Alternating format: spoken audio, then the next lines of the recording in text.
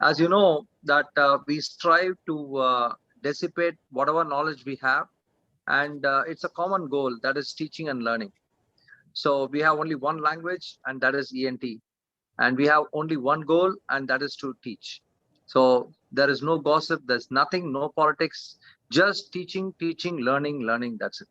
So with this introduction, already introduced, but Professor Anthony, he is my classmate. He is my mentor, guide, ENT encyclopedia, and a fantastic surgeon.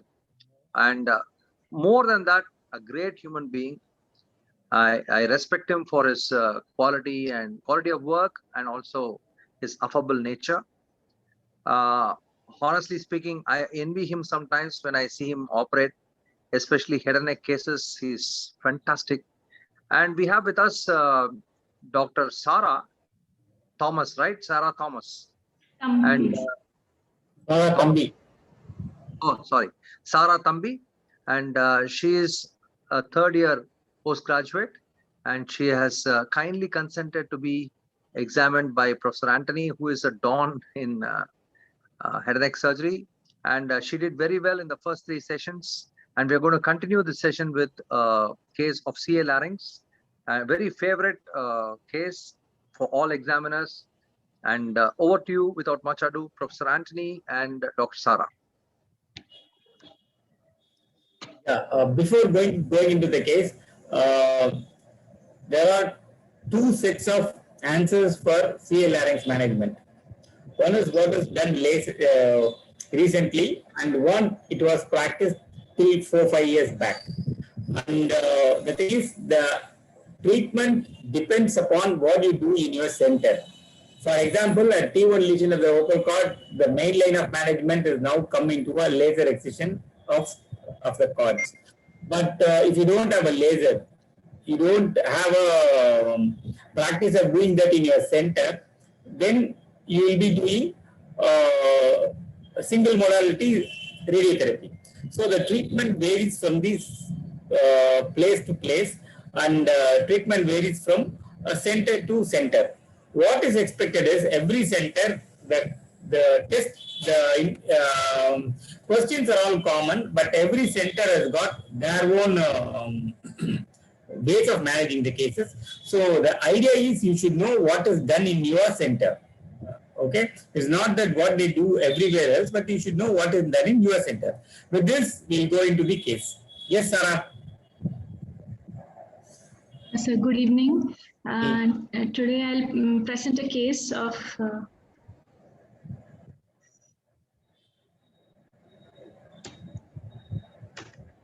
Mr. Ponnappan, who was a 69-year-old male coming from Chennai, working as a daily wage laborer, who came with chief complaints of voice change for 6 months. History of presenting illness. Patient was relatively normal until 6 months back, when he developed change in voice, which was insidious on onset and gradually progressive, hoarse in character. It was a persistent change in voice. It was not associated with fatigue of voice. There were no aggravating or relieving factors. It was not associated with any difficulty in breathing or noisy breathing. Okay. No, there was no history of any difficulty in swallowing or pain during swallowing. No history of cough with expectoration. No history of aspiration. No history of throat pain or sore throat or any foreign body sensation in the throat. No history of any hemoptysis or fever. No history of any swelling in the neck. No history of any difficulty in neck movements. There was no history of any ear pain or ear discharge. Sarah, why ear pain? Sir, any laryngeal, any hypopharyngeal growth can have referred otalgia. Sir. What's the difference between a referred otalgia occurring in a CA glottic region and a pyromphosal growth? Sir, pyriform fossa, primary growth in the pyriform fossa can cause referrotalgia because of irritation of the internal branch of the superior laryngeal nerve, sir. Okay. If this develops referral Sir, it could be because of tumor extension into the if there is a marginal zone growth of the larynx, which can also involve glottic growth.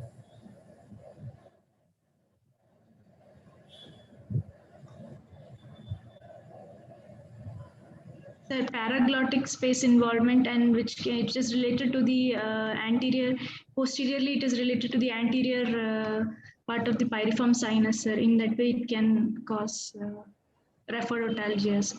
What does that mean? What's the difference between the pyriform fossa growth's vocal cord involvement, pyriform fossa growth's referrotalgia and the glottis referrotalgia?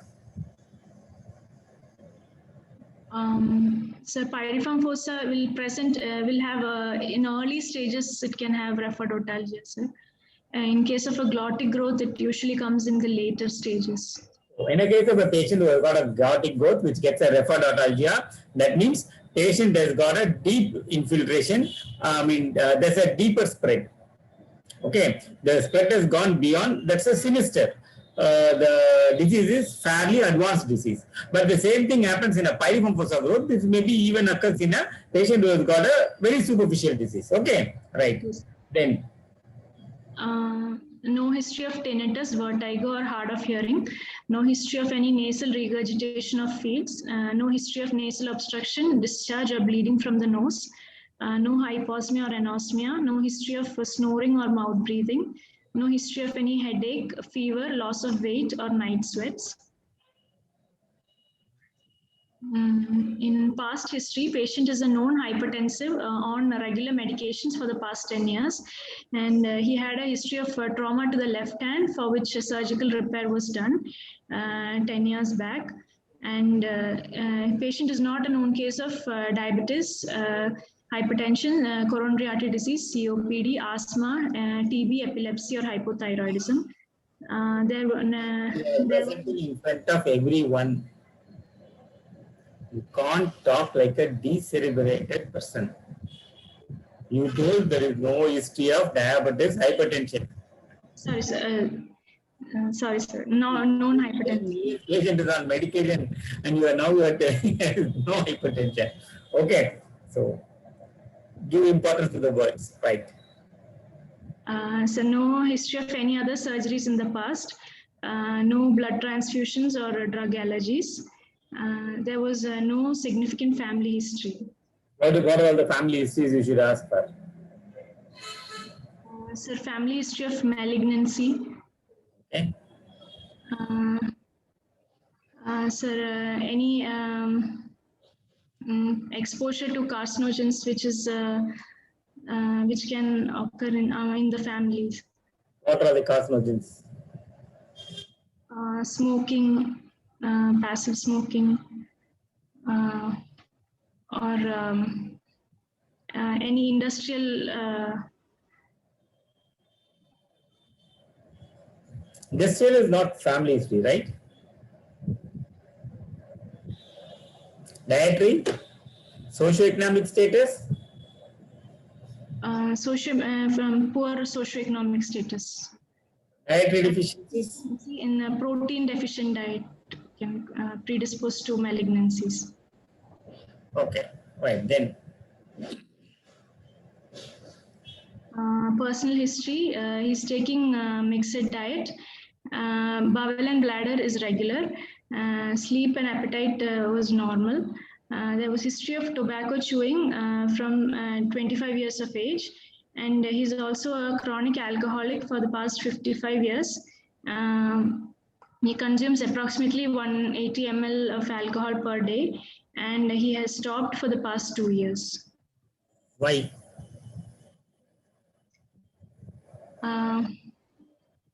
Sir, there was no specific reason, sir. You believe? Everybody knows consuming alcohol is bad for their health. It's a bad habit. So when the doctors are, they try to hide that they talk as if it was the whole world. So you got to probe properly to say that whether really the patient has stopped alcohol. Why stopping alcohol is important?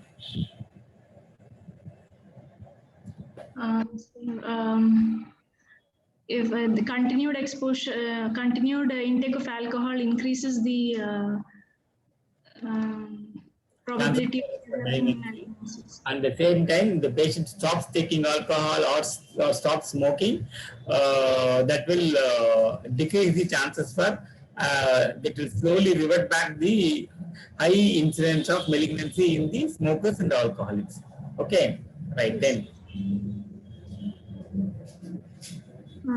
General examination. Before you go into this general examination, what do you think this patient has got? Sir, considering the age of the patient and duration of symptom, it could, and also because he's a tobacco chewer and a chronic alcoholic, there is a possibility of malignancy. This is what you should not tell in an exam. Most of your examiners are all old.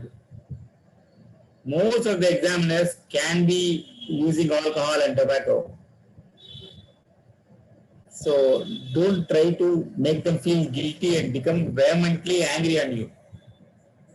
Okay. So is there a lesion? If there is a lesion, where is the lesion?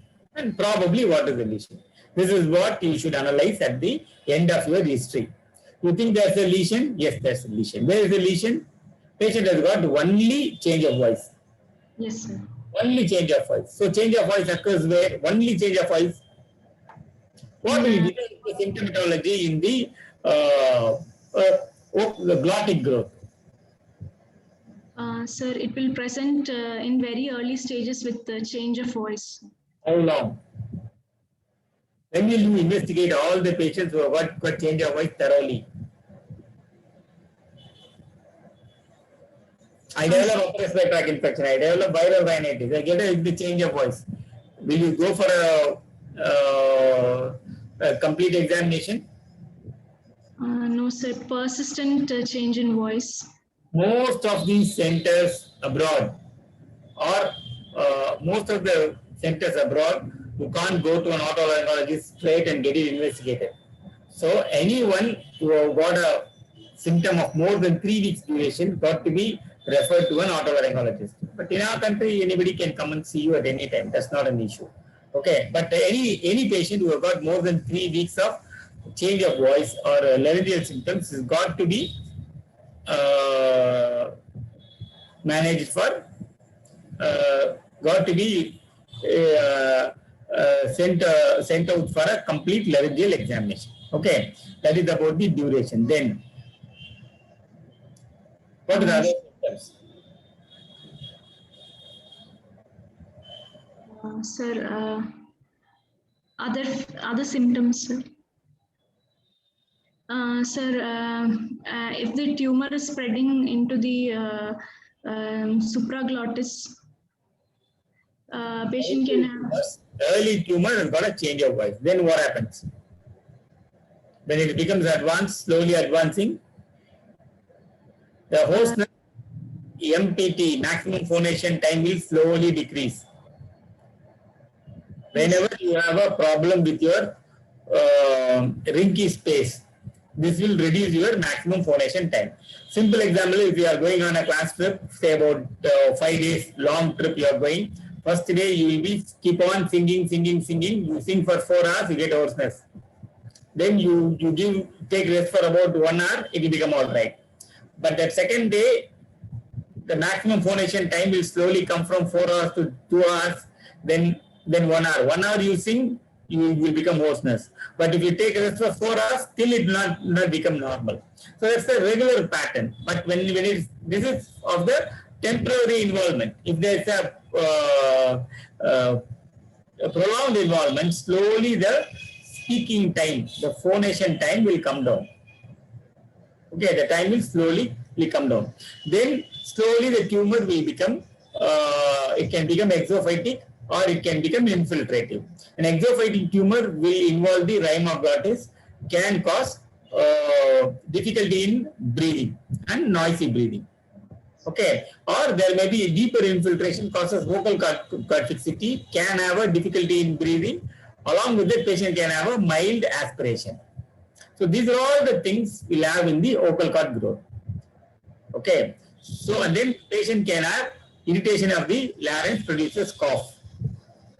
The patient will not have much of a sputum, but they will have a dry cough. Okay, so these are all the important findings in the glottic tumors. A tumor, so when you have only change of voice, most probably the tumor is arising from the vocal cord, because if there is a subglottic, what is the primary presentation of subglottic tumor? Sir, difficulty in breathing. Difficulty in breathing, stridor or neck mass, thyroid involvement. So that is the earliest presentation. Because of the lot of areas involved and it's a circumferential growth, the growth will present little later. Okay. If it's a supraglottic growth, what will be the classical presentation? Sir, they'll have foreign body sensation in the throat. They'll have a foreign body sensation in the throat, constant clearing of the throat. If the tumor has become bigger, then you have a soreness of the throat, and then patient can have a, then slowly it will, if it's going down, if it travels the ventricle, they'll go for vocal cord fixity. Then if the tumor is bigger on the epilarynx, then patient can have a hot potato voice. Okay, these are all the classical findings. There's a soreness of the throat and the constant clearing of the throat and the throat irritation are the common findings in the supraglottic tumor. So where do you think the lesion, hypopharynx or larynx? Larynx. Larynx, because there is no soreness, not much of difficulty in or pain during swallowing. The only problem patient has got is the change of voice. So it's got to be a problem in the glottic area because of the unrelenting progressive lesion. You most probably think some type of tumors. And since patient has got all the predisposing factors, there may be a possibility of a malignant tumor. Okay, this is how you should summarize at the end of a history. Okay, then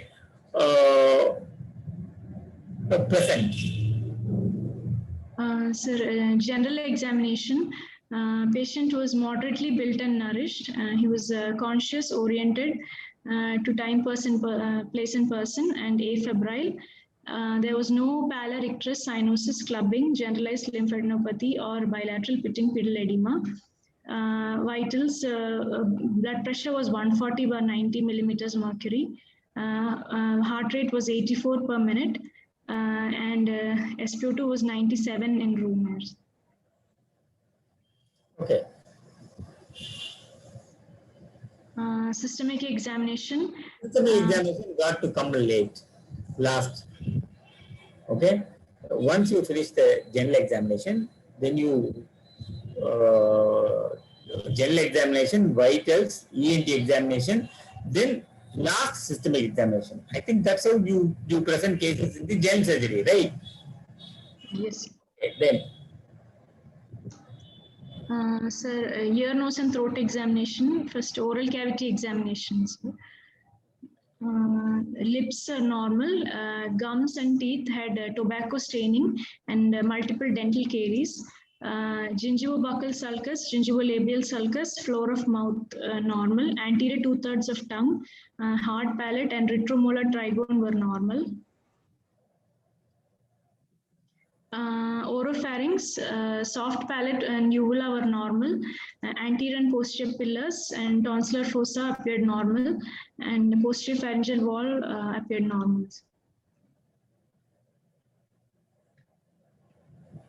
Indirect laryngoscopy, base of tongue, vallicula, epiglottis, median and lateral glossoepiglottic folds appeared normal.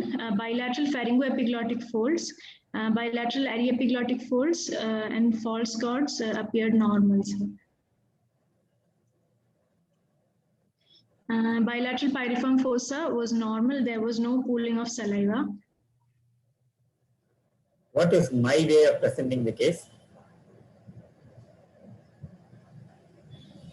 There are two ways you can present. Okay, one is posterior under tongue vallicula, epiglottis, area epiglottic fold, arytenoids appears normal, false opercus appears normal, present the larynx, then come to the pyriform sinus. Or you talk, that's the format, right? Posterior under tongue, vallicula, median and lateral pharyngo, epiglottic folds, lateral pharyngo epiglottic folds appears normal. Then your epiglottis comes. Epiglottis involves mobile part of epiglottis and petiole of epiglottis appears normal. A epiglottic fold, both sides appears normal, both arytenoids appears normal, false and true vocal cords appear normal. Then false vocal cords appear normal, then you tell your findings, or you tell your findings first, then tell all the other normal areas or any other finding areas. Okay, right. Yes. Then next.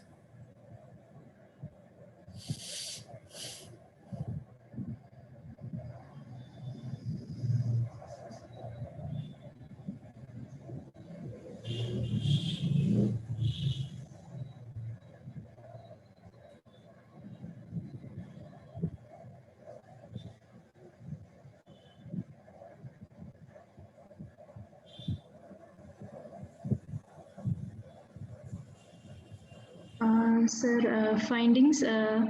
On the left vocal cord, there was a pink proliferative growth seen over the entire length of the left vocal cord, and it was extending into the anterior commissure, and left side hemilarynx was fixed. On the right side, right vocal cord, there was a proliferative growth which was visualized in the anterior 1/3 of the cord.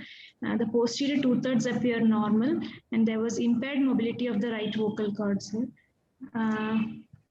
Glottic chink was just adequate. Previous slide.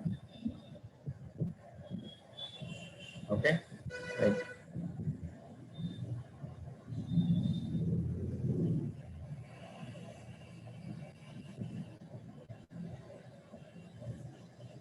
How do you present this case?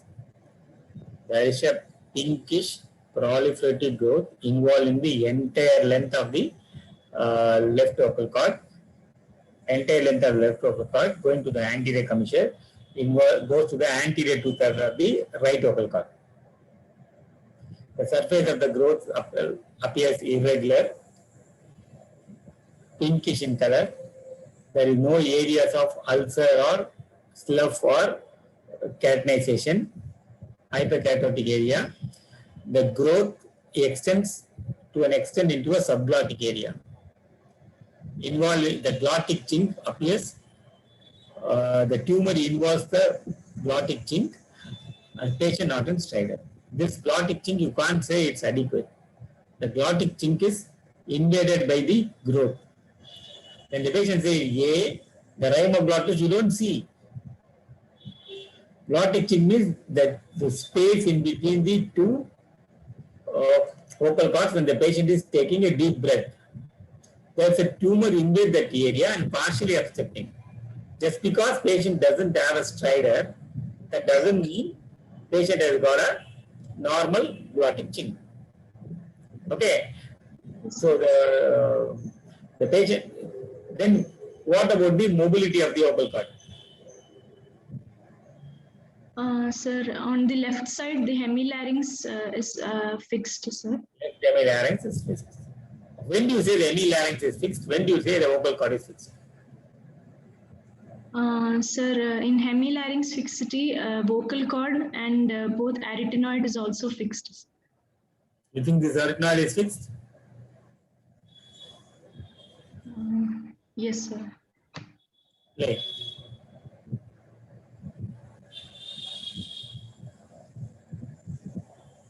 Arytenoid appears fixed. Play. Let's see.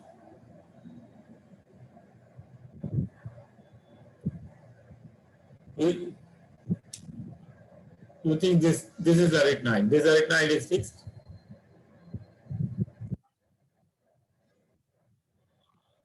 What about the ventricular folds?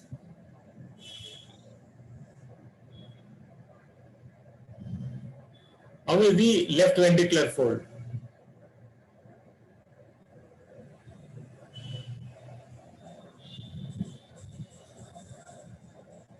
Sir, in the Fullness in posterior. the left ventricular fold.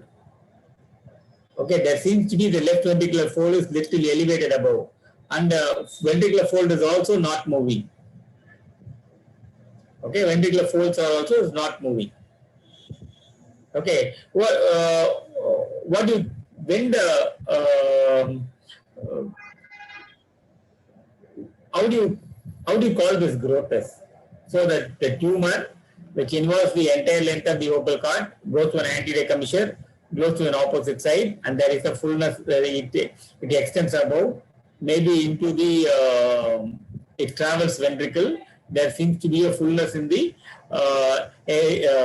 false vocal cord, and the false vocal cord appears little lifted up compared with that of the opposite side, and it is not moving. And there is a rhino glottis is involved, probably gone inside the subglottic area. Do you think this patient will have a subglottic growth? Sir, it is possible. Sir, it could be a transglottic growth with extension into the subglottis. Do you need to say all transglottic growths are all subglottic extension? No, sir. The transglottic got to do with the subglottic extension. Why do you think this growth has got subglottic extension? Sir, spread can, from the anterior commissure, it can spread inferiorly into the... Does the growth spreads? Glottic growth spreads.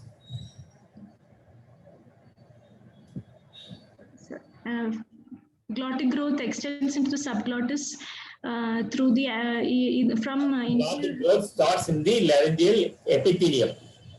It involves the rinky space. Then what happens?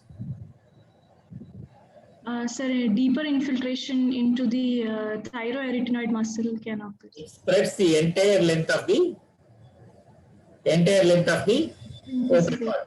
Okay, on the subepithelial spread, entire length of rinky space is involved. Goes up to the anterior commissure. In the anterior commissure, what happens? It can cross into the opposite cord, sir, or it can spread into the thyroid cartilage because actually it's thought that Broyles ligament or anterior commissure ligament is a barrier. Okay, but what is Broyles ligament? So Broyles ligament connects the anterior commissure to the inner thyroid cartilage. How many ligaments are there? There are two ligaments. One is the intercaudal ligament. Then this intercaudal ligament is attached to the anterior thyroid cartilage by an anterior commissure ligament. So both the things put together is called the Broyles ligament. Okay, intercaudal ligament and the ligament which the anterior commissure ligament. So there seems to be so this is supposed to be a barrier to prevent it to go to the opposite side. And they say because of the there's a lack of inner perichondrium, when the anterior commissure ligament it stays for some time and then it goes to the opposite cord and then it can invade the thyroid cartilage. But now even from 1969 they have proved that this is not very true. But the problem with an anterior commissure involvement is that just 2 millimeters, 3 millimeters above the anterior commissure is the supraglottis and below the anterior commissure is the subglottis. So once the anterior commissure is involved, easily the tumor can go above and below. Okay. So similarly, when the tumor is in the second barrier, is there another ligament which is called an conus elasticus. Conus elasticus prevents the downward spread. Okay. So the easiest way to spread downwards is usually used to the paraglottic space, not straight coming down. So the vocal ligament prevents the downward spread. Okay, but the deep infiltration little laterally will cause thyroarytenoid infiltration, which will produce vocal cord fixity. Okay, so once it comes to an anterior commissure, it can involve the thyroid cartilage because of lack of inner perichondrium, then it can go above to the supraglottic area or go below to the subglottic area. Similarly, it can come above on the vocal cord. It involves the on the lip of the ventricle, you have a thyroarytenoid muscle. So infiltration of the vocalis muscle will produce vocal cord fixity. The vocal cord, there can be an impaired mobility of the vocal cord, even though the muscle may not get involved. That may be because of the sheer weight of the mass. There's a huge mass there. A sheer weight of the mass can cause impaired mobility. Sometimes it will involve the rhinoglottis, so that it will not come more medial than what it could be. These are all the causes for impaired mobility. That's why you tell whether the vocal cord is fixed or vocal cord is mobile, not in between. Okay, what are the other causes of vocal cord immobility? Sir, other causes, neuromuscular causes, central causes. No, in the tumor. Sir, bulk of the tumor, then cricoarytenoid joint fixation. Cricoarytenoid joint fixation, particularly a tumor like this. A tumor which comes to the posterior. Usually, tumors are all tumors are all on the anterior two-thirds of the cord. It doesn't involve the posterior commissure. Okay. What disease involves posterior commissure? Tuberculosis. When you see an interarytenoid mammillation or a granulation tissue, you think of granulomas or contact granulomas, pachydermias, or you think of tuberculosis. But when the tumor involves the entire length of the vocal cord, can involve the cricoarytenoid joint to cause fixation. What is another cause? Recurrent laryngeal nerve involvement. Recurrent laryngeal nerve involvement. How will you differentiate a vocal cord paralysis from the vocal cord fixity? Vocal cord fixity, paralysis, usually there is a bowing of the vocal cords. Whenever there is a supralaryngeal nerve is involved, then? Sir, and in fixity, the cord appears shortened, sir. Fixity cord appears shortened? So it appears as very stiff and foreshortened. A paralyzed cord, there will be a falling forward of arytenoid.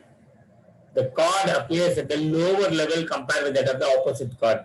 There will be a bowing of the cord and there's a wavy margins. The cord appears shorter. Cord appears shorter. Cord appears thicker. Otherwise, cord appears without the tension of the cord will be lost.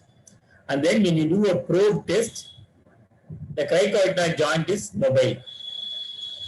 Okay, so these are all the various differentiating points between the vocal cord paralysis and the fixity. In the case of a fixity, there's a tumor. You can see the tumor involving the entire length of the vocal cord.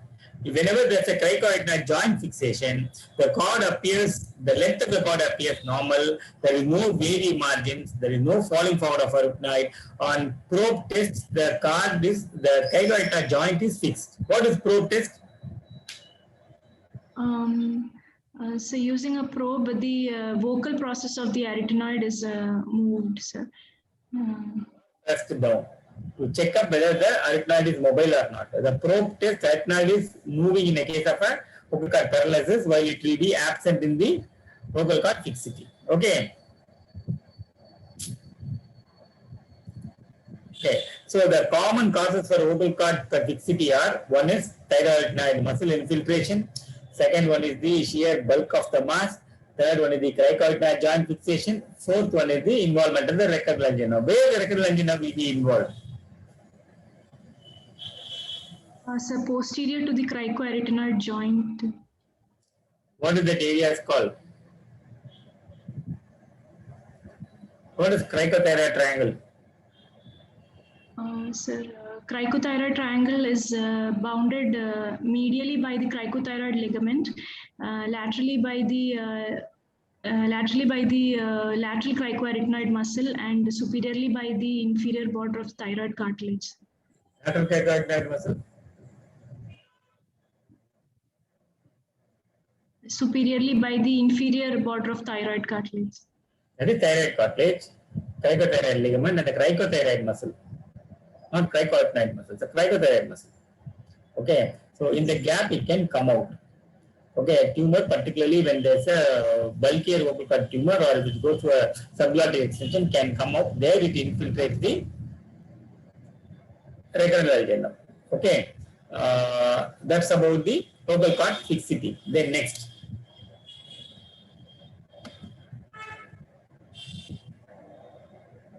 Sir, examination of neck. The trachea appeared midline. There was no palpable thrill. Laryngeal contour was normal. Laryngeal crepitus was present. There were no palpable enlarged lymph nodes. There were no cysts or scars or sinuses on the neck.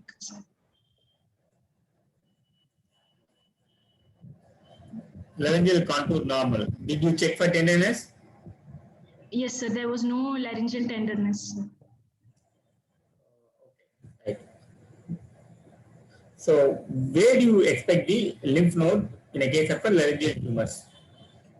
What is the percentage of nodal metastasis in the case of a glottic tumor? Sir, 4%, sir. Supraglottis? Supraglottis, more than 32%. 4, 14, 40. Okay, remember like that, but don't tell 40, you give a range about 38 to 45% or something like that. Okay, 4% for the glottic tumor, 14% for the subglottic tumor, and the 40% for the supraglottic tumor. Okay, why there is no or very rare nodal involvement in the case of a glottic tumor? Because it is devoid of lymphatic supplies. Why it's devoid of lymphatics?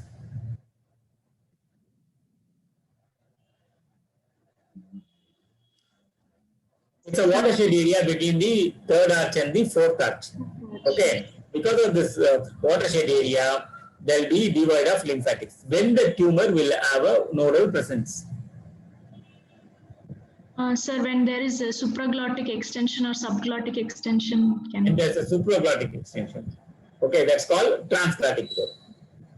What is a transglottic growth? Sir, transglottic growth is any growth which traverses the ventricle, which is deep-seated with late presentation, early nodal metastasis, and deep thyroarytenoid muscle infiltrations. So when you see the tumor, there will be a bulge in the vocal cord. Bulge in the false cord. That will hide the tumor in the vocal cord. But the vocal cord will go for fixation early. It's a deep-seated tumor which triggers the, it's a topographic tumor. It's not the site of origin. So you can't say whether it's a glottic tumor or a supraglottic tumor. It can be a supraglottic tumor coming to the glottis or glottic tumor goes to the supraglottis. So topographically it traverses the ventricle, causes bulging of the ventricular band, and deep-seated tumor presents late because the tumor involves the paraglottic space first. And then it's an infiltrating tumor with early vocal cord fixation and early lymph node metastasis. Okay, that's a transglottic growth. Okay, so what's your diagnosis? So my diagnosis is it's a query malignant growth larynx. Why query? Why query? It is because it is not confirmed with investigations. Clinically, it's malignant. No. Yes or no? Yes, sir. Why do you say clinically malignant? Sir, the age of the patient, sir, and it is not going into your brain that whenever you talk about malignancy, you should only talk about your clinical features, only talk about your signs, only talk about your symptoms. First is signs, second is symptoms, third is the history. Okay, sir. Okay. Yes, sir. Why you say it's a malignant tumor? Sir, because on indirect laryngoscopic examination, I have visualized growth in the glottic region, sir. Left glottis, anterior commissure, and right true vocal cords. And the appearance was proliferative, sir. And the patient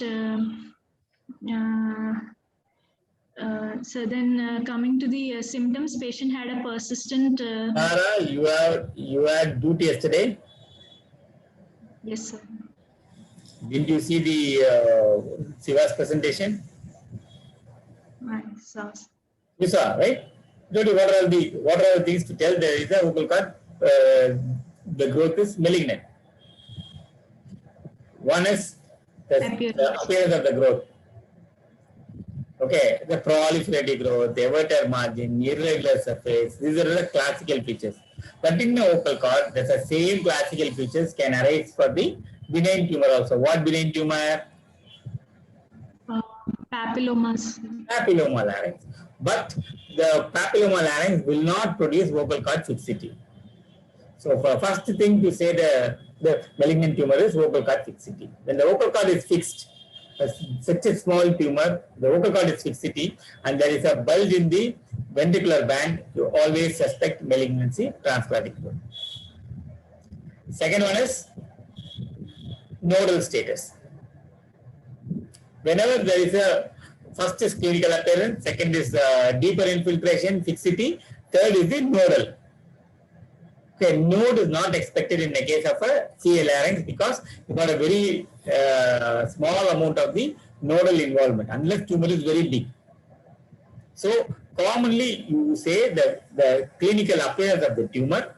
Second one is the vocal cord fixity. Third one is if there is the nodal status is present, you call it as a malignant, and then you go for the unremitting, short duration, persistent progressive symptomatology, and occurs on a patient who is a smoker, alcoholic, and the age group, can be a malignant tumor until proved otherwise. Okay, so that is the subsite. Subsite is glottis, sir. Sure.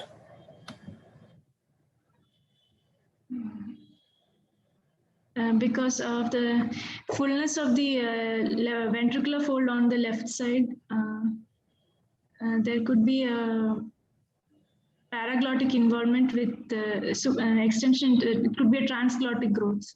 This is the transglottic growth. Okay, why you don't see the transglottic? You didn't see the ventricle because there's a bulge in the false vocal cord. There is the vocal cord fixation, entire length of the vocal cord has a growth. So most probably a tumor which involves the glottis comes to the supraglottis. Otherwise it traverses the ventricle. A tumor which traverses the ventricle is called transglottic tumor.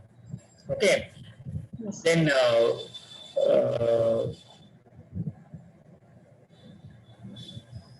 what is paraglottic space? Sir, paraglottic space is a space which is bounded medially above by the quadrangular membrane and below by the conus elasticus, laterally by the thyroid cartilage. Content is thyroarytenoid muscles. Superiorly by the aryepiglottic fold, posteriorly by the anterior reflection of the piriform fossa. Anteriorly it communicates with the preepiglottic space. So paraglottic space is bound superiorly by the pharyngoepiglottic fold, and medially by the above by the conus elasticus, below by the above by the quadrangular membrane, below by the conus elasticus. In between you have the ventricle, laterally by the inner perichondrium of the thyroid cartilage, posteriorly by the anterior reflection of the piriform fossa, and then anteriorly it communicates with the preepiglottic space. Okay, whenever you see a tumor of the vocal cord or a ventricular band, then you always suspect there's a paraglottic space involvement. You check or not. Similarly, when you have a supraglottic tumor, what do you will suspect? So preepiglottic space invasion.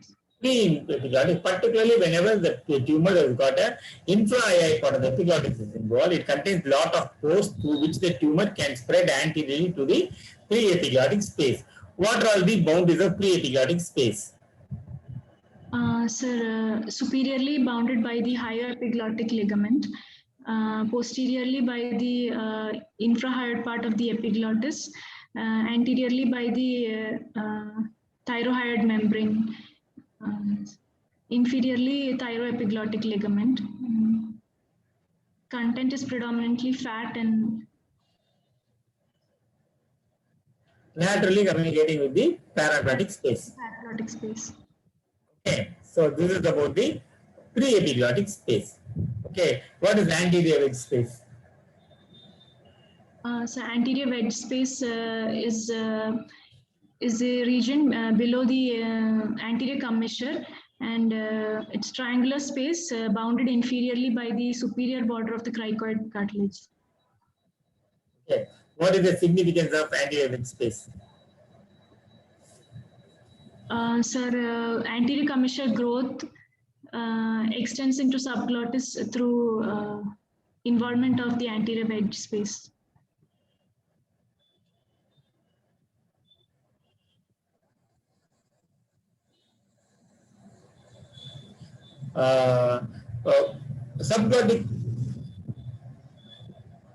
Subglottic growth spread where?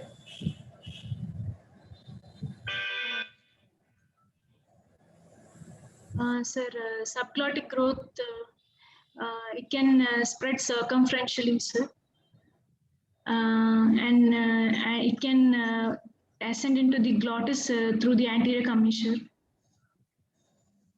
So there can be extralaryngeal spreads. Extralaryngeal spread to? It can come laterally outside to the cricothyroid triangle, or it can involve the thyroid cartilage, thyroid gland. Then inferiorly it continues to the trachea. Yes.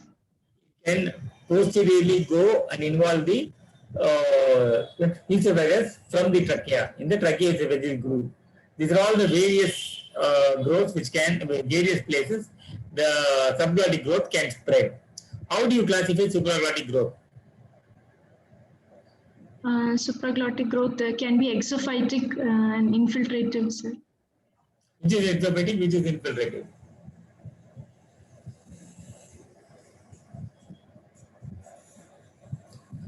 So tumors of Tell me. So tumors of the epiglottis, aryepiglottic fold, usually exophytic, sir. What is that is called? Epilarynx. Epilaryngeal growth. The supraglottis is further classified into an epilarynx and the supraglottic proper. Epilarynx is the mobile part of the epiglottis, the epiglottic fold. Okay, under the superior surface of the arytenoid. It's otherwise called laryngeal inlet or epilarynx. A tumor arising from this area almost behave like that of the pyrethrum fossa growth. Okay, otherwise it's called a hypopharyngeal growth. Where the exophytic masses will be there, and it usually is present with the irritation to the throat or the soreness of the throat, and the large tumor can produce hot potato voice. The supraglottic proper growths are all the infiltrative growths or also proliferative growth. This behaves like a laryngeal growth. Okay, so this is about the supraglottic growth. So this growth is most probably a transglottic growth. Okay, what are all the things general examination, systemic examination you have done? Systemic examination, sir, I have examined the cardiovascular system and heart sounds were S1, S2 appeared normal, sir. Then I have auscultated the chest, but there was by. Sir? For what? Sir, there were normal vesicular breath sounds bilaterally, sir, and bilateral air entry was equal, sir. If there is any lung metastasis or any tracheal infiltration, the air entry could be reduced. Okay. Then anything else? Sir, abdominal examination for any organomegaly, sir. What And, organ are of your interest? sir, liver, sir, predominantly. Hepatosplenomegaly. Then? Sir, then there were no focal neurological deficits. And neurologic examination, you examine the skull, examine the spinal cord. Look for spinal tenderness for the secondary deposits. Okay, these are all the things you should generally check up. Okay, so what's your TNM classification? How do you classify T? Sir, T1 is limited to the vocal cords with normal vocal cord mobility, sir. T1A is involving single vocal cord. T1B is involving both vocal cords. Okay. T2 is more than one subsite involvement without impaired mobility of the vocal cords, sir. T3 is spread into the confined to the other parts of larynx without paraglottic space or inner perichondrium of thyroid cartilage, sir.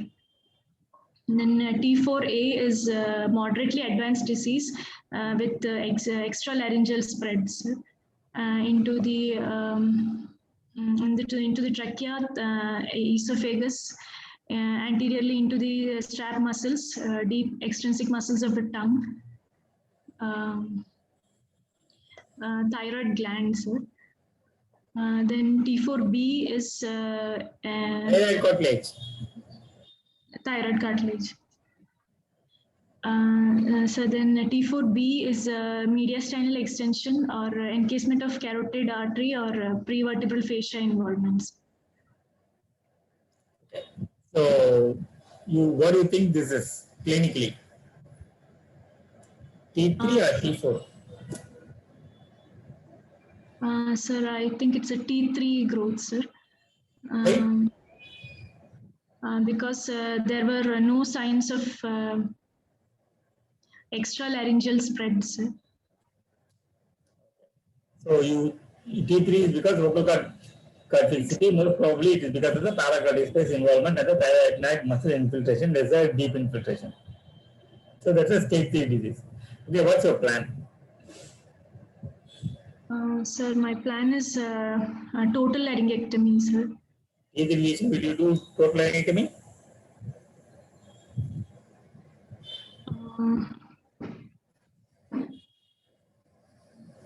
Sir, it is indicated in T3 and T4A lesions of the larynx, sir. What is the organ preservation protocol? Sir, organ preservation surgery, transoral laser resection can be done, sir, if but it is done in early disease. Transoral laser microsurgery, TLM. Okay, but T3 lesion treatment of choices, chemotherapy.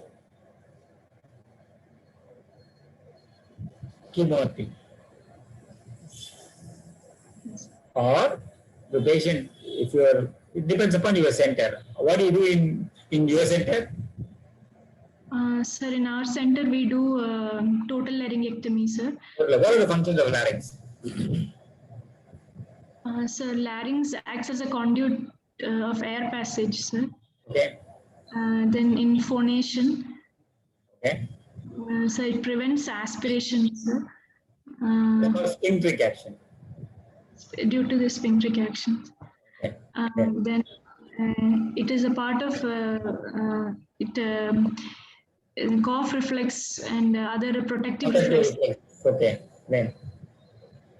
So then fixation of chest while. One minute. Somebody has answered functional and non-functional. The question is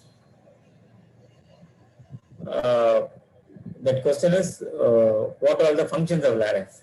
Okay, yeah, tell me. So then fixation of chest while lifting weights. Yes. So fixation of the chest. Then. So then phonation. Told already phonation. It aids in circulation. It is very important to get the because of the negative pressure. It aids in venous return. So aids in circulation. It aids in respiration. It maintains end expiratory pressure. Then second stage of swallowing, when you open up the vocal cord, there got to be an elevated subglottic pressure. It helps in deglutation. And then fixation of the chest. So these are all the normal, these are all the functions of the vocal cord. So when the larynx is functioning, you try to preserve the functions. So you do a chemotherapy. If there is a non-functioning vocal cord, when there is a patient, this patient, if you wait for some more time, patient will go for stridor. Once the patient go for stridor, you do a tracheostomy. Once you do a tracheostomy, you give the chemotherapy, the patient's function might come back or might not come back. So if there is non-functional larynx, you plan for a laryngectomy. Okay, that is the latest management. If you are in a well-equipped place, T1, T2 lesion, you try to manage it single modality surgery. Because when you fail the surgery, you can always go for a chemotherapy and that's another organ preservation. Okay, so single modality, only surgery, patient have a laryngeal function, including a serviceable voice. Okay, so T1, T2, you do a endolaryngeal laser excision or endolaryngeal surgeries, microlaryngeal surgeries. If you don't have facilities, then you send the patient for single modality radiotherapy. If it's an advanced disease, you give a multimodality chemotherapy. Or if you want to do a single modality treatment, you can do a total laryngectomy and then look for a spread status. If the spread status is fine, then you think of chemotherapy. Then if it is not fine, then you give a post-operative radiotherapy. Okay, so when you use this protocol for early advanced disease surgery, for an early disease surgery, early advanced disease chemotherapy, early disease surgery, you have two curative options intact. So always when you have a facilities available, try to do an endolaryngeal surgery for early lesions, and you can always follow it with the second curative modality, which is the chemotherapy. And similarly for reasonably advanced diseases, early advanced diseases, you try to give a chemotherapy unless patient has got a contraindications. You understand? If the patient has got a contraindication, you do a laryngectomy. Okay, what are the indications?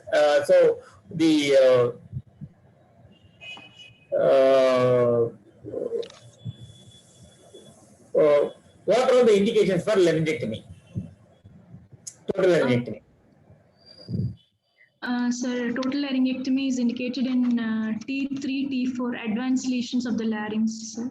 Any recurrent or residual tumors of the larynx, chronic intractable aspirations.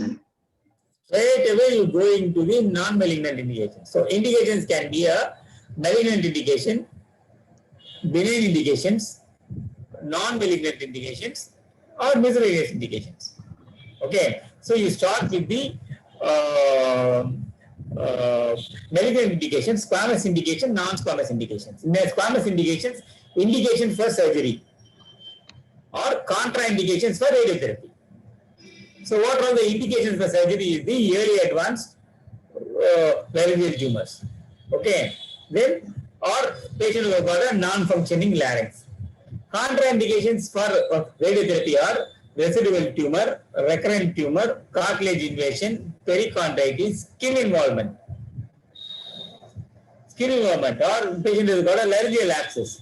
So these things you can't do a radiotherapy. Then in continuity resection. When you are planning for a surgery, for example, patient has got a mobile neck node. When you want to do a radical neck dissection, when you want to do a MRND, then that patient can be you can try to manage the primary lesion by a surgical management.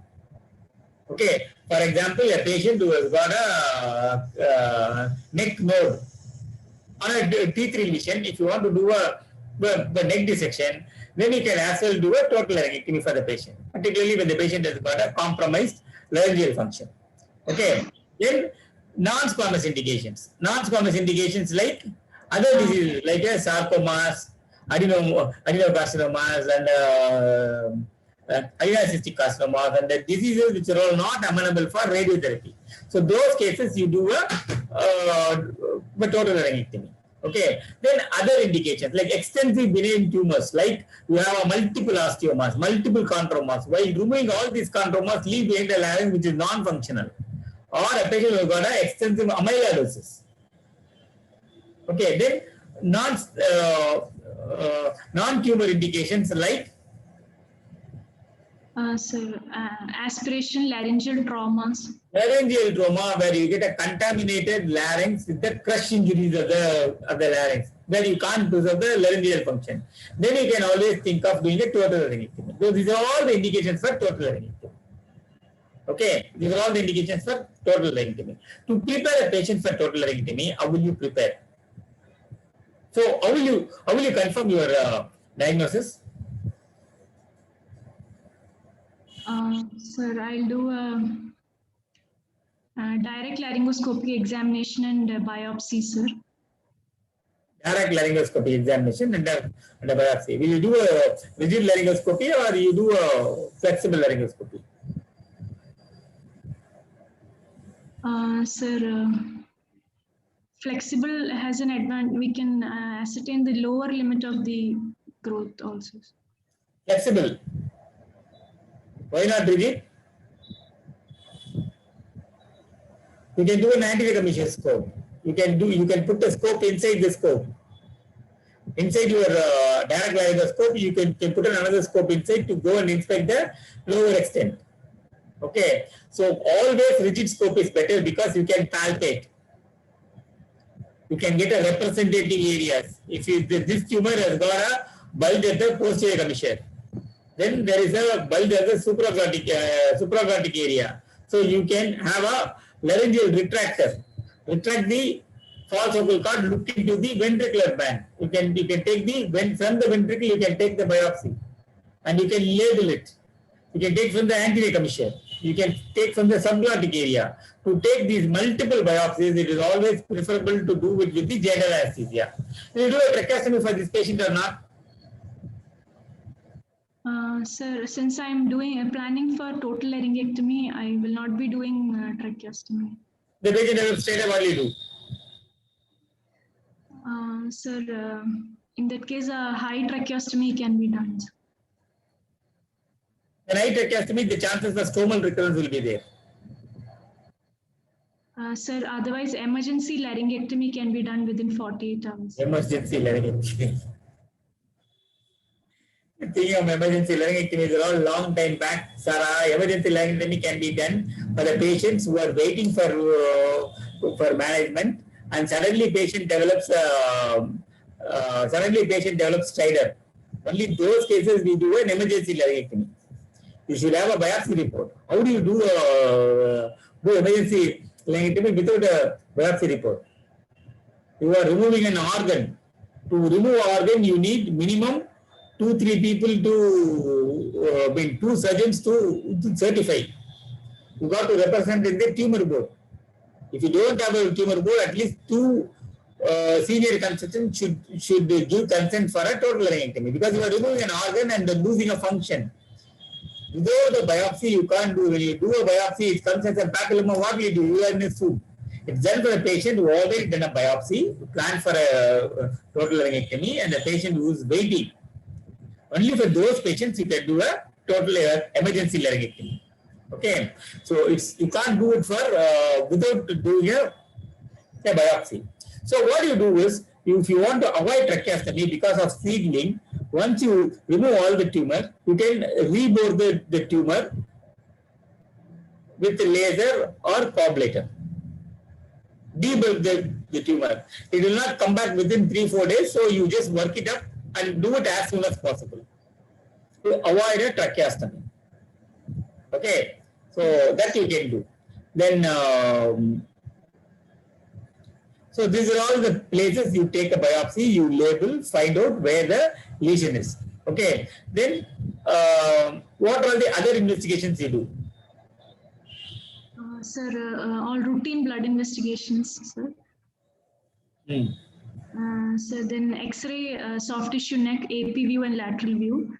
Why AP view? So to see if there is any, to see the, if there is any mediastinal widening, sir. Any mediastinal widening? AP view. X-ray neck, sorry, so X-ray neck AP view for trachea, any shift in trachea. Tracheal position. Yes.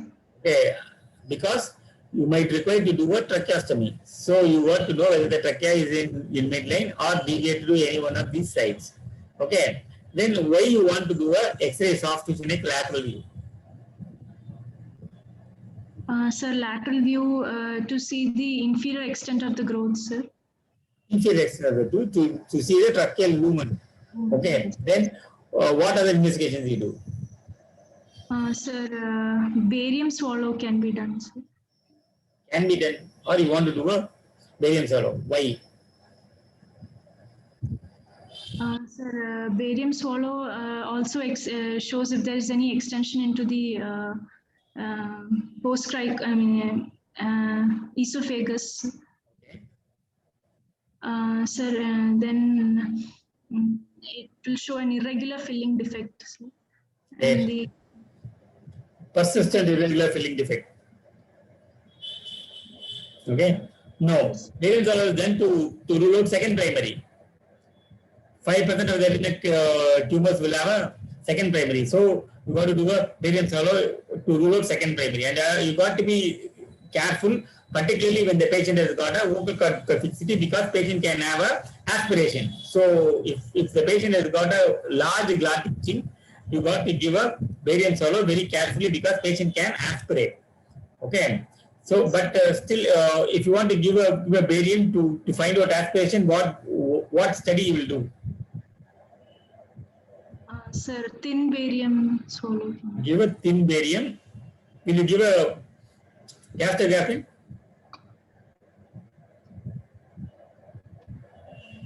Yes, sir, gastrographin also.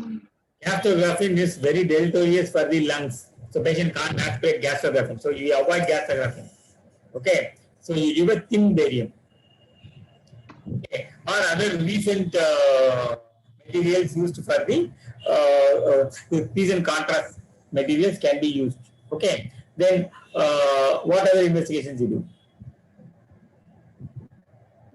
Sir, then for early glottic lesions, stroboscopy. This case.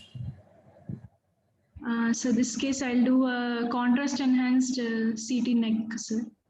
Contrast enhanced CT. Fees is not required for this. No, you are not checking into the swallowing reflexes.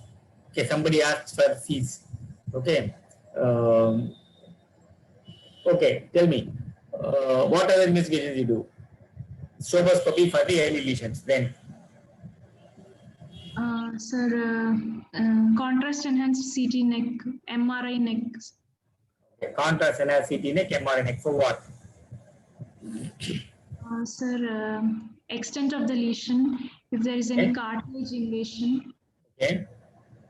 Sir, then nodal metastasis. Paracardic space involvement, pre-epicardic space involvement, tumor bulk measurements, and then subglottic extension, tracheal involvement.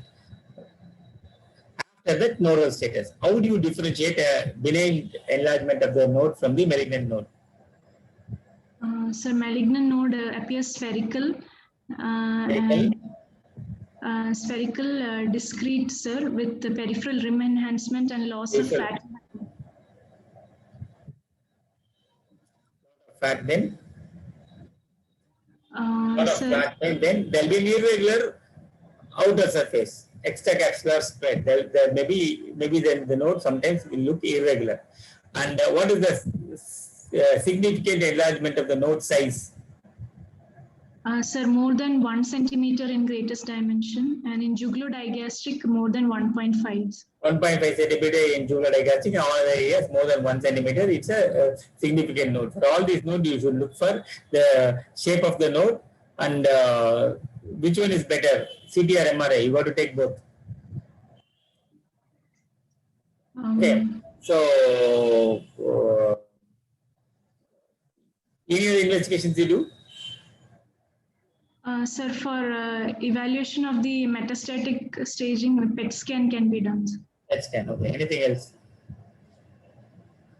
Sarah, we have recently done a larynx. What are all things you did?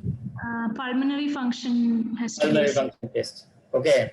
Can you do pulmonary function test with the tracheostomy patient? Sir, no, sir.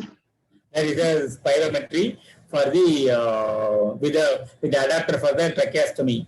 Okay, you can use that and do a pulmonary function test. Then, instead of your oral this thing, their mask, they will connect that this thing to a tracheostomy and do.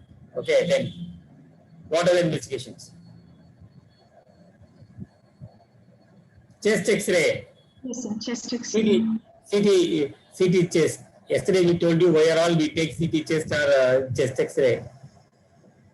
It's a pilot film. You should look for mediastinal widening, look for secondaries, look for second primary, look for cardiac evaluation, look for aspiration pneumonitis, look for immunocompromised patient, look for tuberculosis cavity. Inside that cavity, look for fungal ball. Then it's a pilot film. So you keep it with you so that in future, when the patient develops some other lung problem, you can compare with that of the pre-treatment CT scan. So these are all the causes for doing a CT scan or a X-ray test. What are all the opinions you will get? Sir, I'll get opinion from the pulmonologist, sir. Okay, opinion from pulmonologist. Pan endoscopy are all gone after the advent of PET CT. Yes. Sir, then I'll get opinion from the psychologist, sir. Psychiatrist. Psychiatrist after counseling the patient. Before that, you get a cardiology opinion. Get an anesthetic opinion. Cardiology, anesthetic, yes. Get an opinion from the tumor board. Then get a dental opinion. For what? So before giving radiation, dental prophylaxis has to be confirmed. Okay. You give a skin opinion. For what? Sir, to rule out any dermatological pathologies that will contraindicate laryngectomies. Not contraindicate laryngectomy. The patient who will go for septicemia in future, for example, patient has scabies. You got to treat the scabies. Okay, then you get a psychiatric opinion. Why psychiatric opinion? Sir, to counsel the patient because of loss of phonation. Patient will go for loss of laryngeal functions, particularly phonation, which is emotionally a great impact. Patient can go for depression. So you got to prepare the patient well and assess the psychiatric status before you are taking the patient for surgery. Then what do you do? What else? What other opinion you will get? Speech pathologist opinion. To plan for? TEP, so voice processes. Esophageal speech or voice processes. Okay, so train him to get a esophageal speech. If he is not doing well, then you think of voice processes. Okay, any other opinion you get? Anesthetic fitness. Yes. And previous day, what do you do? So previous day, we have to prepare the parts. Consent. What is that called? Informed consent. You got to go sit with the patient and talk with the patient. Prefer if you have a facility, you got to record your counseling with the permission of the patient. You should explain the patient and the patient's attendant what is the disease, what are all the treatment modalities available, what is your preferred treatment modality, why you are going to do it, and then what are all the complications arises with this, what are all the drawbacks, sequelae of a total laryngectomy, how are you going to rehabilitate all these things.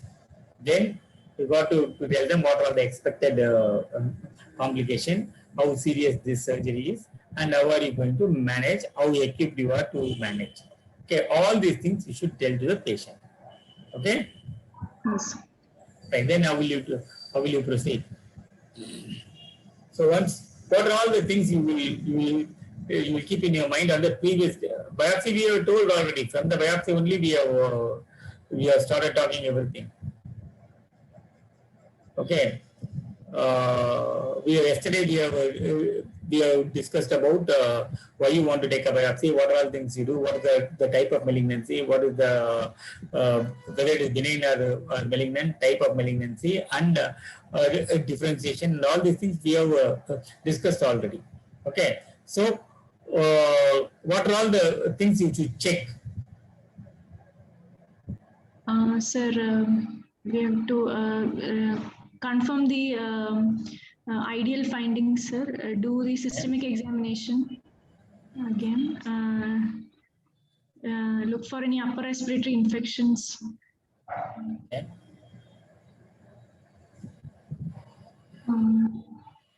So then prepare Until the you get space. Okay, tell me. sir, neck examination. Sarah, what are your checklists, Sarah? Blood.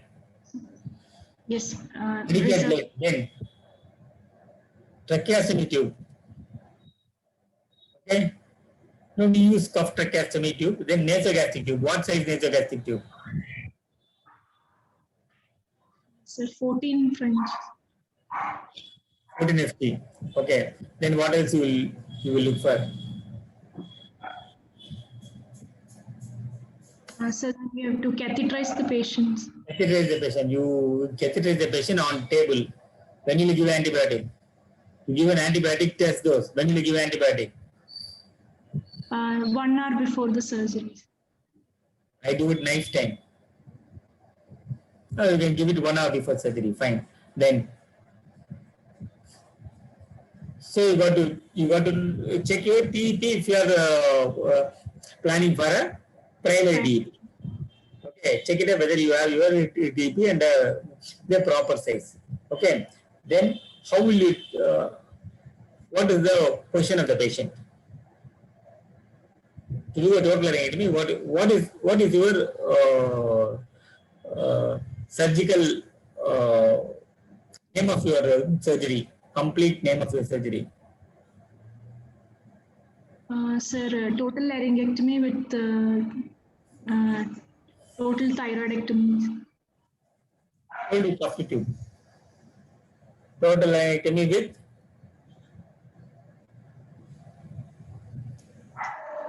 total thyroidectomy. Is it?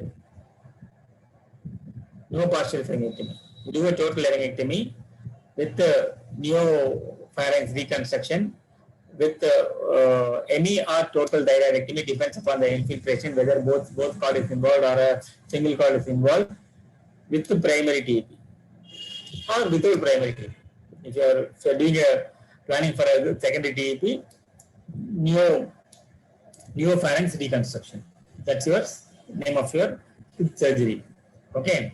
So what incision you use? Sir, Gluck-Sorensen incision is used. What?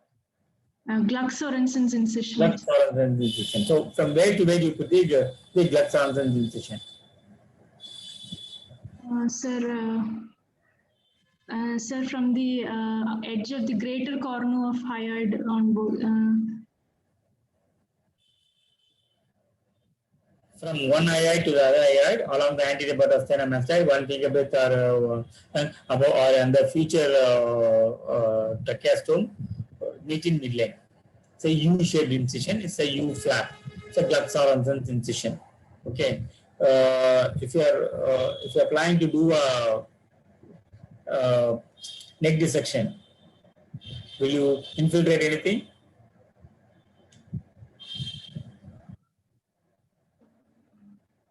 Some fluid to get your facial planes, particularly if you are doing a MRND.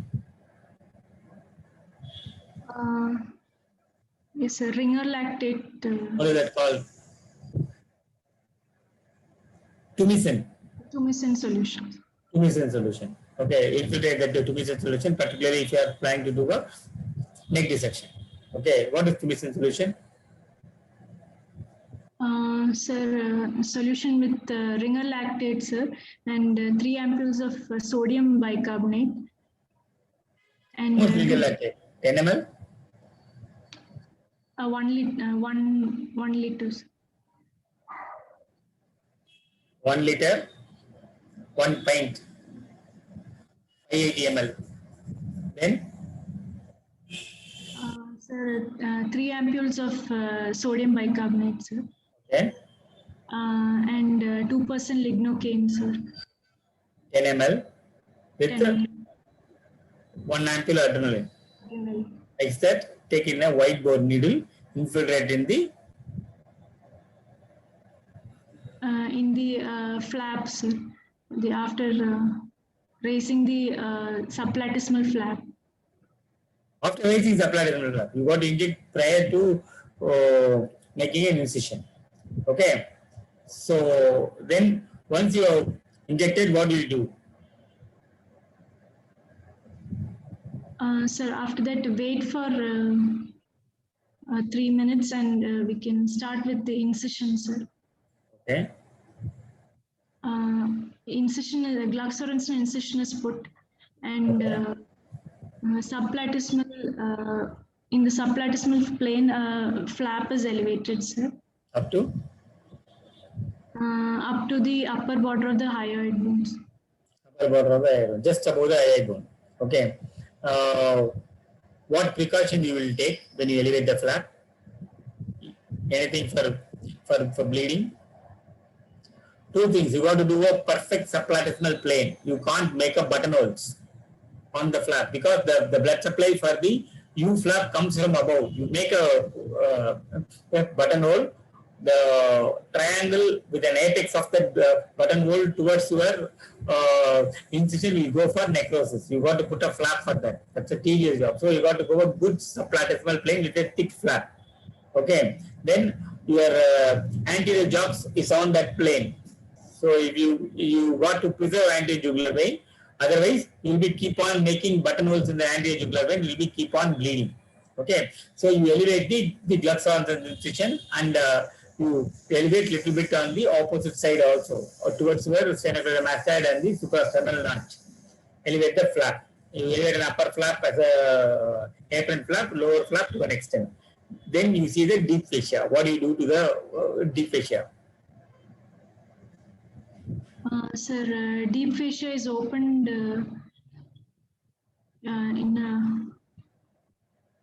sir, vertically, sir.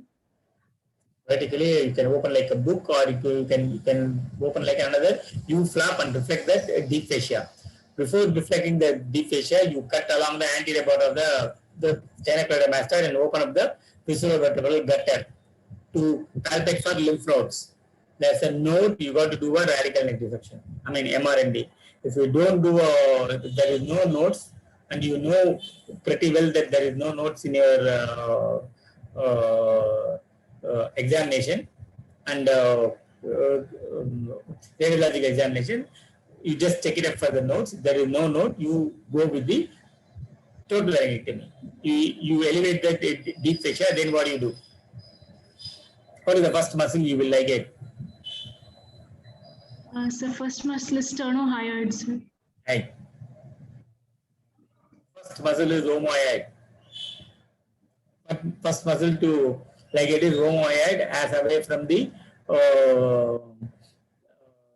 tumor as away from the hyoid bone as possible. Just entering from below the sternocleidomastoid, you got to ligate the omohyoid. Ligating omohyoid will separate the larynx from the lateral attachments. Then you dissect two muscles, sternohyoid and the sternothyroid.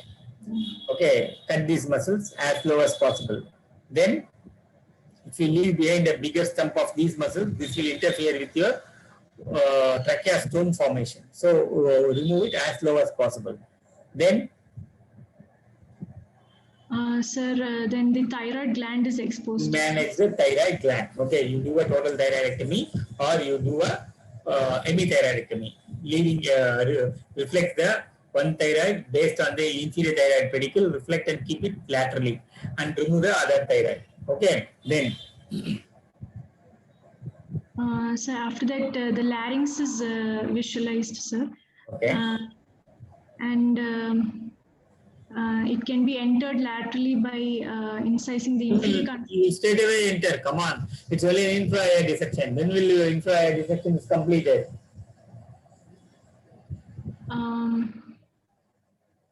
So the hyoid has to be skeletonized. Before that, you got to cut the thyropharyngeus muscle and release the posterior border of the thyroid cartilage. Rotate the larynx, cut the thyropharyngeus muscle, release the posterior border of the thyroid cartilage. Then look for a superior laryngeal pedicle which enters the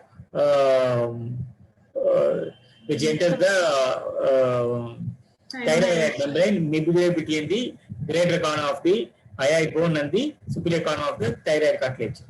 So you ligate the superior laryngeal pedicle on both sides. This completes the infra-hyoid dissection. Then you skeletonize the superior border of the hyoid bone, go for a supra-hyoid dissection, removing the muscular attachments of the body of the hyoids. From what muscles? Suprahyoid muscles. What are the muscles, Sarah? Sir, mylohyoid, geniohyoid, stylohyoid. Geniohyoid, then mylohyoid, then hyoglossus. Hyoglossus. Then release the sling of the digastric sling, go laterally, remove the stylopharyngeus and the skeletonize the greater corner of the hyoid bone, separate it from the all its muscle attachments, and skeletonize from the larynx. That is the place you got to be very careful, otherwise you will be injuring the lingual artery. Okay, then you enter the larynx through the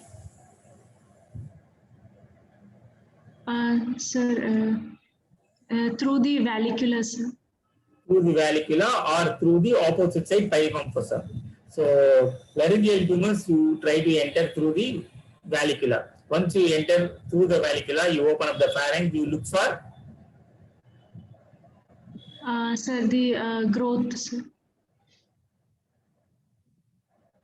Look for the epiglottis. You go to the head end of the patient, catch the epiglottis, lift the epiglottis, cut along the aryepiglottic fold to the.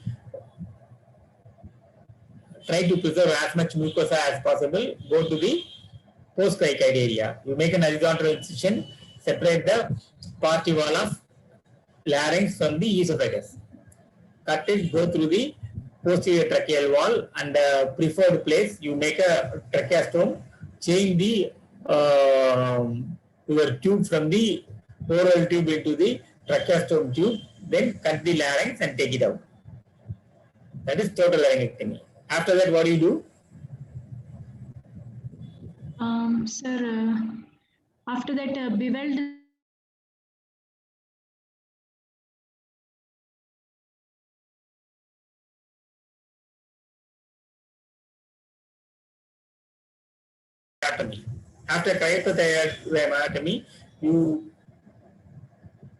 After cricothyroid myectomy, you do the closure with the two-layer closure. You put a stitches called Connell's sutures. it's a boxed inverted sutures, some extra mucosal sutures. But nowadays, continuous or intermittent, absorbable or non-absorbable, buried or not buried suture doesn't matter. If your closure is as good as anything, then it will not produce leak. First layer you put it on some mucosa, you put it extra mucosal. Over that you just bury the suture with another layer of serosa. Then try to keep your thyroid gland and a thyropharyngeus muscle on top of that. On top of that you keep your deep fascia. Then you put a off mattress suture for your tracheostome formation.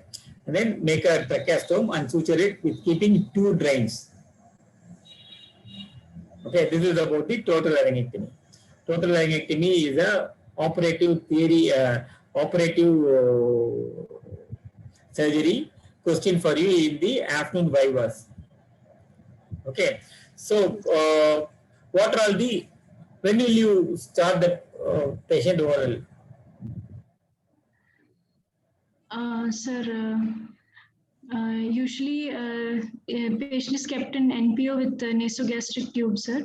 On the day, When you start? 12th day, sir. When will you remove the drain? Sir, when the drain fluid is less than 20 ml for 24 hours. Less than 20 ml for 24 hours, and that drainage got to be serous. It should change color into the straw color fluid, and less than 20 ml, then you can remove. Okay. Then when will you remove the sutures?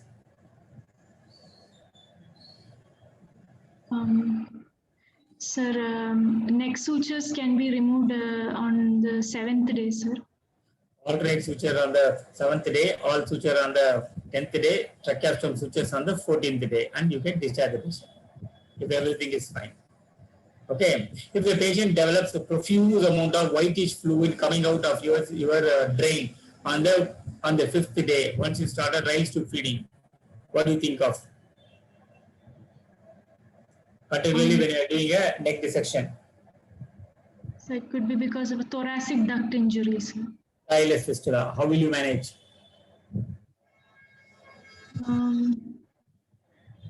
Sir, chylus fistula, you have to, we can observe for some time, sir.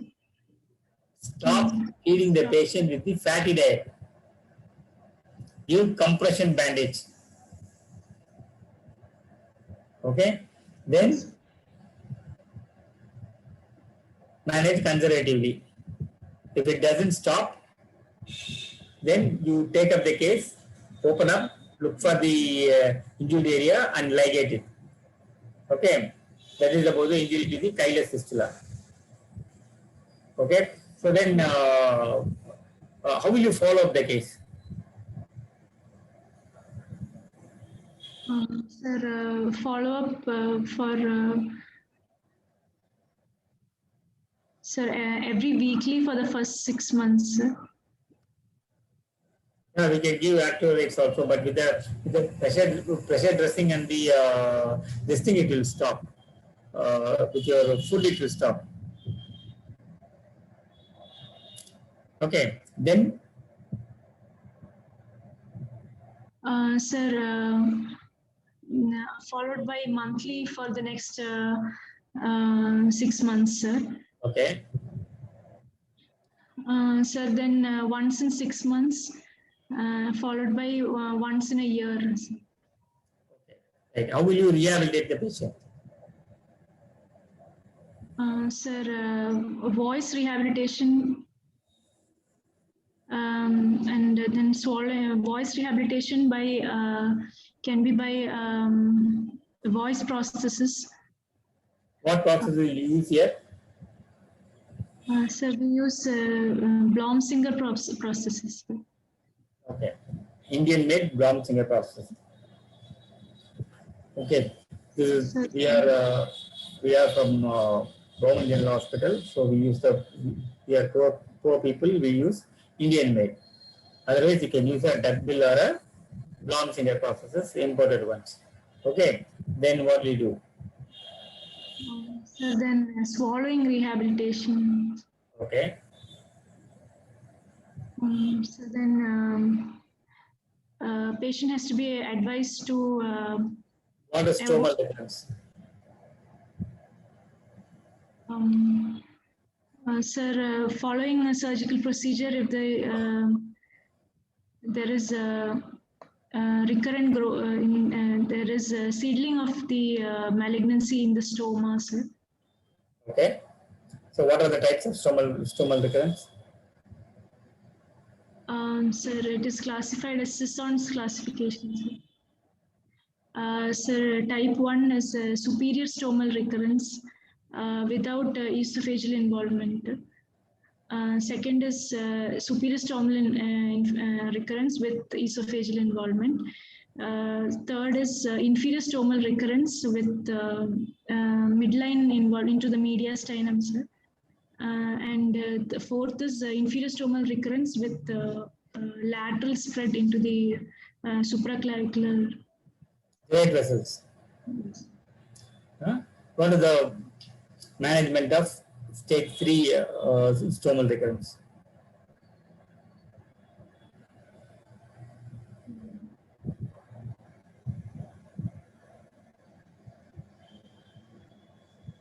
Medial channel tracheostomy. We do medial channel tracheostomy. Okay, so fine.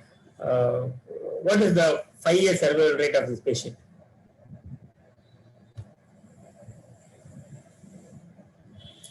Well differentiated squamous cell carcinoma. What is your 5-year survival?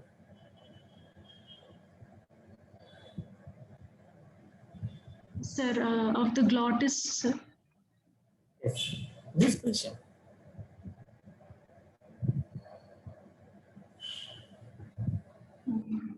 Sir, in this case, there is a probable supraglottic extension of the tumor also, sir. That reduces the 5-year survival to around 50 to 60%. 60% after total laryngectomy. The patient have a local recurrence, what do you do? Sir, after total laryngectomy, if there is recurrence, only radiotherapy can be given. Sir. If it's a recurrence on the stoma, you do surgery.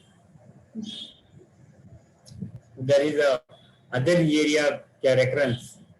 What are the causes for recurrence? Sir, recurrence could be because of residual lesions, sir, or it could be because of second primary. Why recurrent?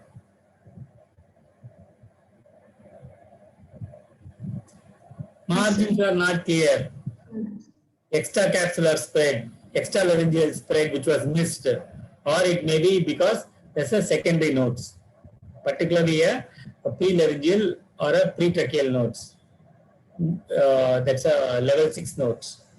Okay, if you leave behind, you will have a stromal recurrence, or you have a recurrence. Okay, there's a the recurrence, operable disease, you operate. If it's an inoperable disease, you give for chemo-RT. Okay, then for example, base of tongue.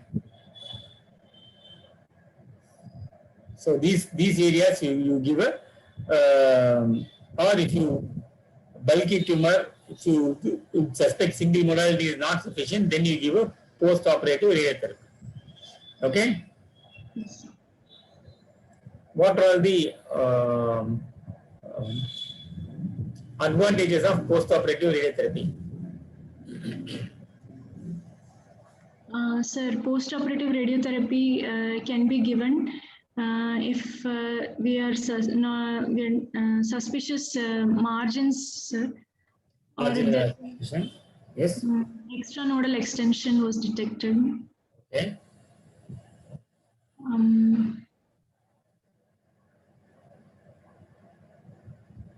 Sir, for to cover any other second primary in the neck, sir.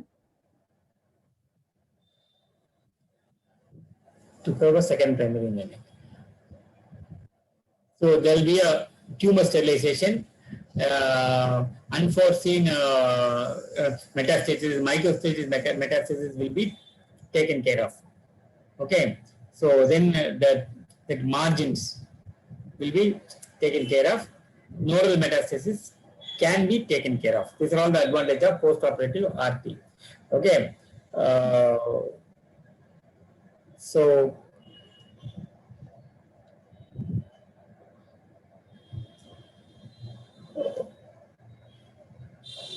anything else you want to ask, Janagram?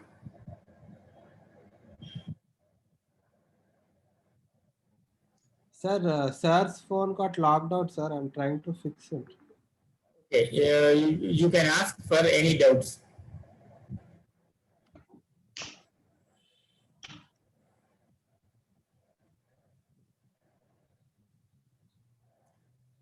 Sarah, you can stop sharing. Yes. Why you want to do a partial pharyngectomy? Somebody, there is, why you want to do a partial pharyngectomy? It's only a laryngeal case. It will not come out of larynx. There is no need to do a partial pharyngectomy unless there's a supracortic growth or a patient who has got a involvement of pharynx. You don't remove the pharyngeal mucosa. Give a good clearance of the mucosa on the side of paraglottic space involvement will give you a sufficient clearance. Okay.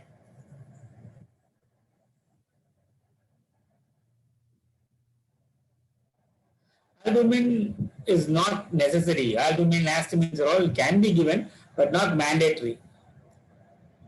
Pneumopharynx formation is what we told you, right? We can Sisson's classification, stomal recurrence. 1, 2, 3, 4. 1 and 2 are you make an horizontal line along the middle of the stoma. 1 and 2 are above. 1 is the involvement of only mucosa, only trachea. Second one is involvement of trachea and esophagus. Trachea and the neostoma. So it can be surgically removed.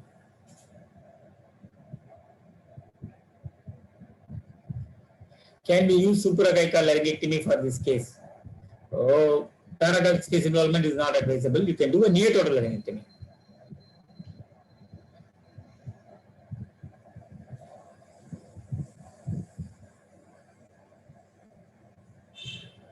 We told about neopharynx reconstruction. You use a Connell suture. You have an inverted box shaped suture. You take it inside out, outside in. Then you go to the same side. Inside out, outside in. Then suture it. The suture will go buried sutures, right?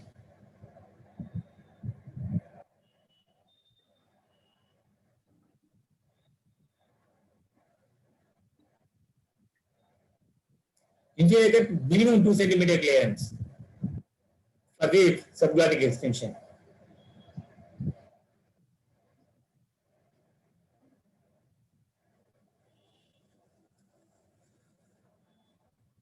If it's possible, I will show you a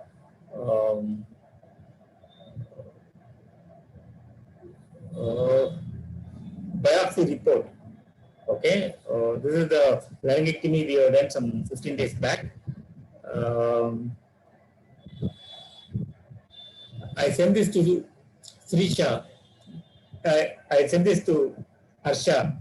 Yes, sir. Harsha, can you? I can share screen share it, sir.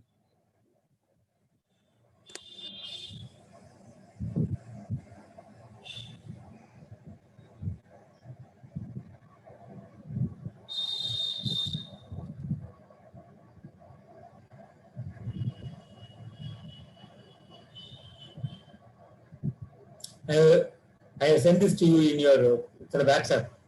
Okay, sir. Can you show this? Yes. Type 2 stomal surgery, through and through surgery with the flap lining for the pharynx. You give a lining and cover. Even deletion any role of open partial laryngectomy in recent days? No. It's done in France and Spain. Neoglottis is another name for neopharynx, right?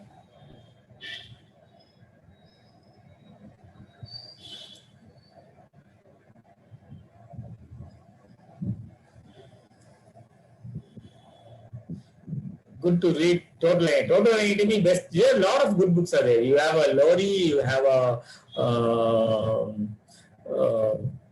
Batsakis, you have Scott Brown, you have Stellar Moran, you have Sultan Pradhan. Umpty number of books are there. Once and after there are a lot of partial laryngectomies. Total laryngectomy carries come little down. You try daily, and Rob Smith. Rob Smith is there. Operative surgery.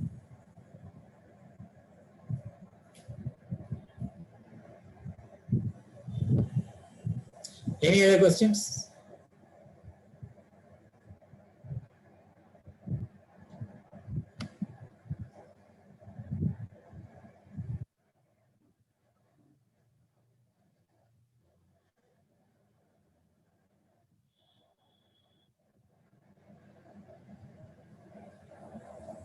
If your college have a early Gothic anti-commission involvement management, anti-commission involvement, you just change it tumor, like you get a T2 lesion or a T4 lesion. If it's an anti-commission involvement with the cartilage invasion, then you got to do a PLM is done in a place where you have a laser. We don't have good lasers. We do most of our work with the coagulator. So TLM we don't do.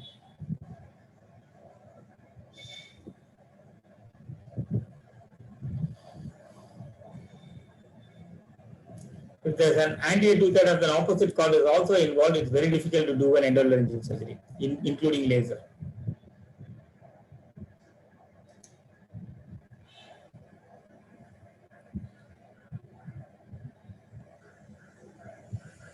The involvement of anterior commissure and a pre-apical space. As I told you.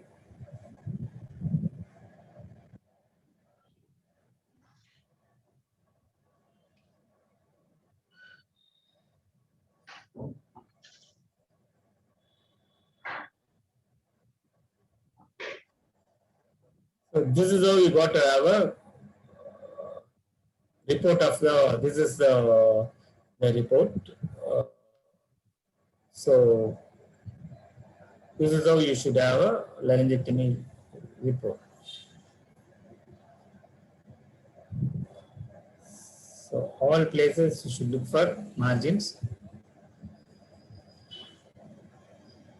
So this is an impression. Infiltrative squamous cell carcinoma, moderately differentiated grade, pathological staging. Then you have a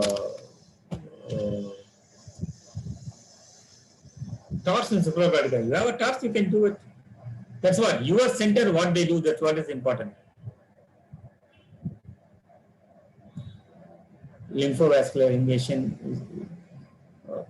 So this is your completed biopsy report.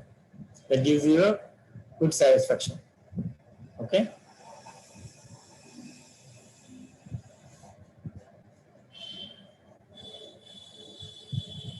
So with that, I thank everyone for the patient listening. And I congratulate Sarah. Sarah, you are wonderful. But only thing is, every time I ask a question, I will think that if you are not going to answer, you will just wait, blink like that, and suddenly answer. So I will keep on answering all the questions. So be a little fast, little bold, so that they will think like, you know, you will answer like your predecessors. Okay. Yes, sir. Right. Sir, can you tell us about the agenda for tomorrow, sir? Sorry? Tomorrow's last grand round tomorrow. Tomorrow class shall be have it at 6:30 because I have a panel discussion of differentiated thyroid carcinomas with our Tamil Nadu surgical oncologist group. So we'll have it at 6:30. Okay. We'll present a postgraduate group. Okay. Okay. Okay. Thank you very much. Thanks for your listening. I once again thank Royal Pearl for their support and their unassailable interest in teaching the next generation, particularly the younger postgraduates like you. And I should thank Harshad, media wizard, who just makes everything happen in spite of all the trouble and all the poor internet connections we are having. And of course, our big man JR. Janaki Raman, I am so proud to tell that he is my friend and my philosopher, my guide, and he told so many things about me, but he didn't tell that all my surgeries, all my recent surgeries, I just copied him. And every doubt I have in endoscopics, particularly the lateral skull base or an anterior skull base surgery, pituitary, he is my pituitary guru. He taught me skull base surgery. He taught me how to, from the approaches to how to open up your surgical approach for the ventral skull base. So I thank Janagram for this, and tomorrow we'll meet. Thank you very much. Thank you, sir. We'll see you again 6:30 tomorrow.